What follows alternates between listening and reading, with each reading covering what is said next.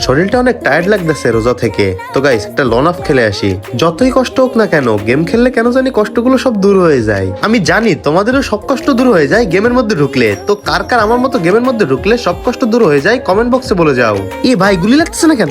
এইতে লাগছে ভাই। ভিভ্যাজ ওমরান ফায়ার, ওমরান ফায়ার দেখলাম না গাইস। গাইস দেখা যাক গাইস সত্যি সত্যি ওমর ভাই কিনা। ভাই ওমরান ফায়ার আবার ভিভ্যাজ, মানে ওমর ভাই কবে ভিভ্যাজ পাইলো? গাইস টিম আপ করা লাগবে।